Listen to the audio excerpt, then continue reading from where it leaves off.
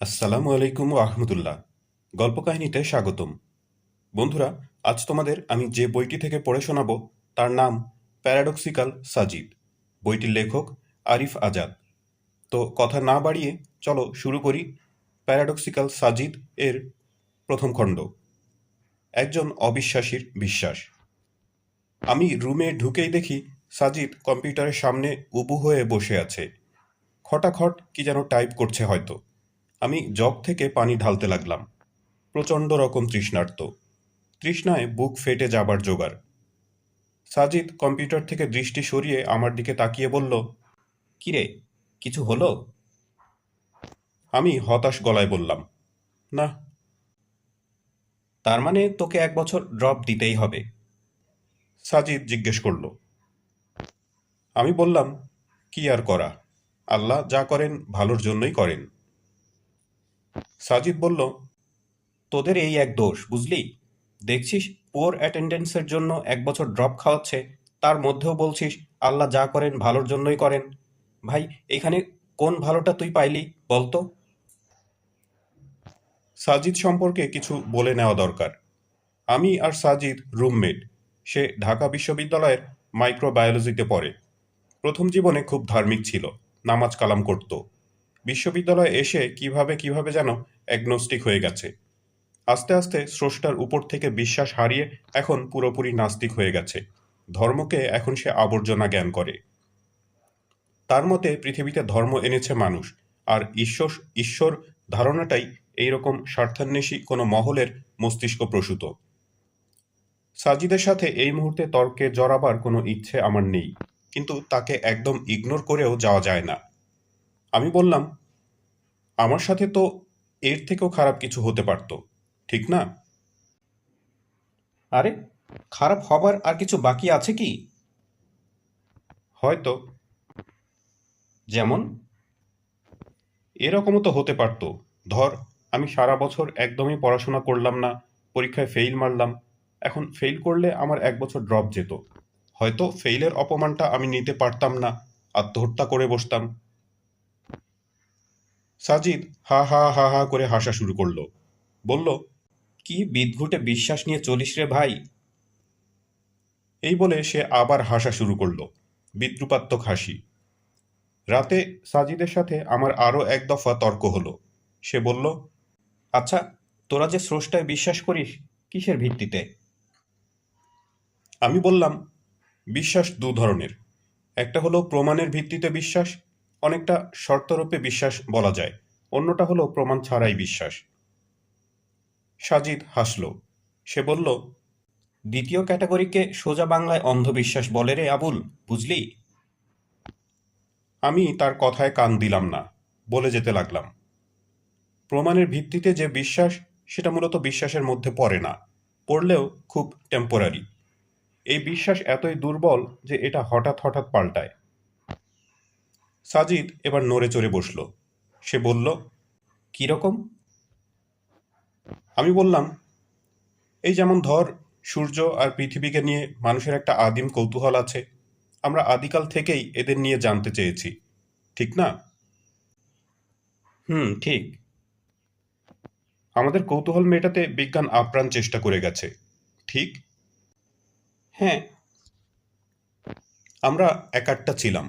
আমরা নির্ভুলভাবে জানতে চাইতাম যে সূর্য আর পৃথিবীর রহস্যটা আসলে কি। সেই সুবাদে পৃথিবীর বিজ্ঞানীরা নানান সময়ে নানান তত্ত্ব আমাদের সামনে এনেছেন।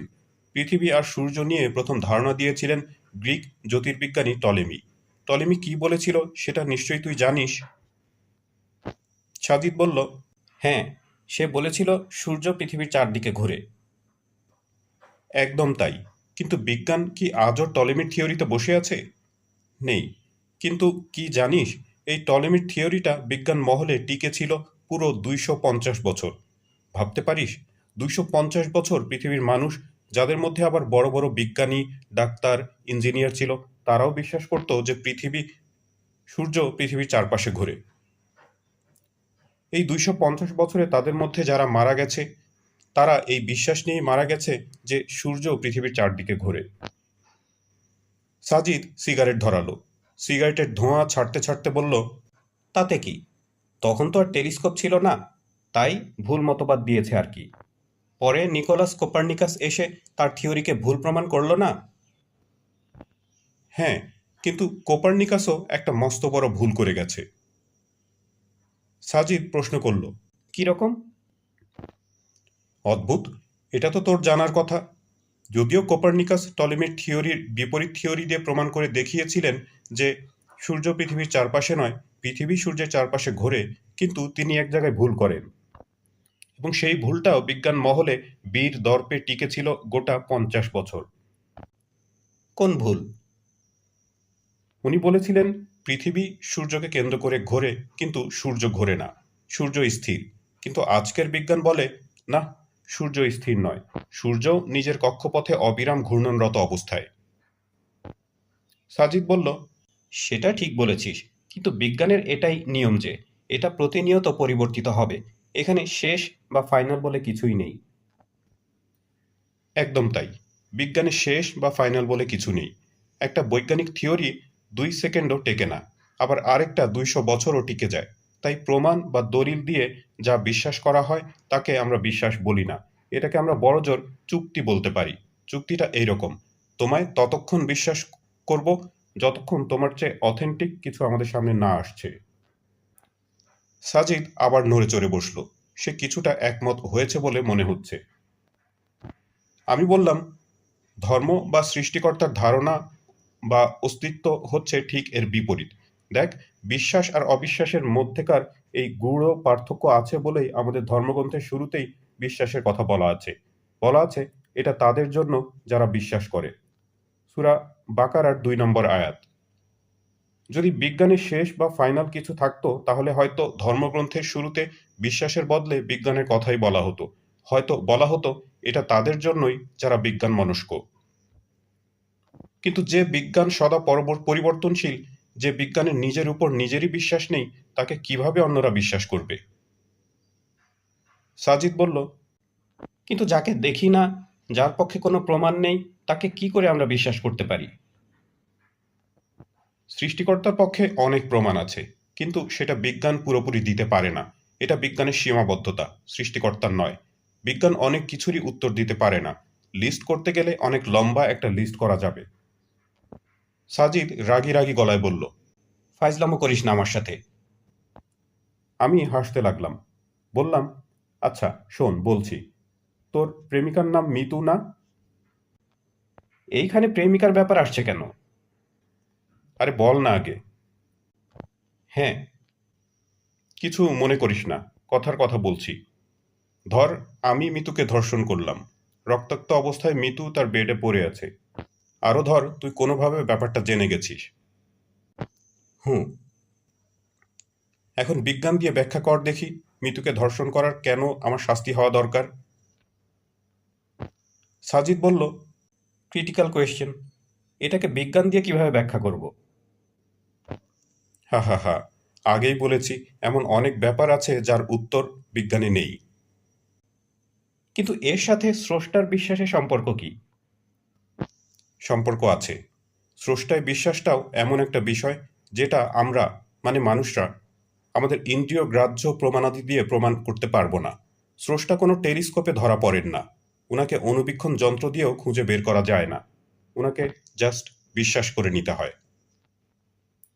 সাজিদ এবার 180 ডিগ্রি অ্যাঙ্গেলে বেঁকে বসল। সে বলল, ধুর, কি সব বালছাল বুঝালি! যা দেখি না তাকে বিশ্বাস করে নেব? আমি বললাম, হ্যাঁ, পৃথিবীতে অবিশ্বাসী বলে কেউই নেই, সবাই বিশ্বাসী। সবাই এমন কিছু না কিছুতে ঠিক বিশ্বাস করে যা তারা আদৌ দেখেনি বা দেখার কোনো সুযোগও নেই। কিন্তু এটা নিয়ে তারা প্রশ্ন তুলে না, তারা নির্বিঘ্নে তাতে বিশ্বাস করে যায়। তুইও সেরকম। সাজিদ বলল, আমি? পাগল হয়েছিস? আমি না দেখে কোনো কিছুতেই বিশ্বাস করি না, করবও না। তুই করিস, এবং এটা নিয়ে তোর মধ্যে কোনোদিন কোনো প্রশ্ন জাগেনি, এবং আজকে এই আলোচনা না করলে হয়তো জাগতও না। সে আমার দিকে তাকিয়ে রইল। বললাম, জানতে চাস? হুম। আবার বলছি, কিছু মনে করিস না, যুক্তির খাতিরে বলছি। বল। আচ্ছা, তোর বাবা মার মিলনেই যে তোর জন্ম হয়েছে সেটা তুই দেখেছিস? বা এই মুহূর্তে কোনো এভিডেন্স আছে তোর কাছে? হতে পারে তোর মা তোর বাবা ছাড়া অন্য কারোর সাথে দৈহিক সম্পর্ক করেছে তোর জন্মের আগে। হতে পারে তুই ওই ব্যক্তিরই জৈব ক্রিয়ার ফল। তুই এটা দেখিসনি। কিন্তু কোনো দিনও কি তোর মাকে এটা নিয়ে প্রশ্ন করেছিলি? করিসনি। সেই ছোটবেলা থেকে যাকে বাবা হিসেবে দেখে আসছিস, এখনো তাকে বাবা ডাকছিস। যাকে ভাই হিসেবে জেনে আসছিস তাকে ভাই, বোনকে বোন। তুই না দেখেই এসবে বিশ্বাস করিসনি? কোনোদিন জানতে চেয়েছিস তুই এখন যাকে বাবা ডাকছিস তুই আসলেই তার ঔরসজাত কিনা? জানতে চাসনি, বিশ্বাস করে গেছিস, এখনো করছিস, ভবিষ্যতেও করবি। স্রষ্টার অস্তিত্বে বিশ্বাসটাও ঠিক এমনই রে। এটাকে প্রশ্ন করা যায় না, সন্দেহ করা যায় না। এটাকে হৃদয়ের গভীরে ধারণ করতে হয়। এটার নামই বিশ্বাস। সাজিদ উঠে বাইরে চলে গেল। ভাবলাম সে আমার কথায় কষ্ট পেয়েছে হয়তো। পরের দিন ভোরে আমি যখন ফজরের নামাজের জন্য অজু করতে যাব, দেখলাম আমার পাশে সাজিদ এসে দাঁড়িয়েছে। আমি তার মুখের দিকে তাকালাম। সে আমার চাহনির প্রশ্নটা বুঝতে পেরেছে। সে বলল, নামাজ পড়তে উঠেছি।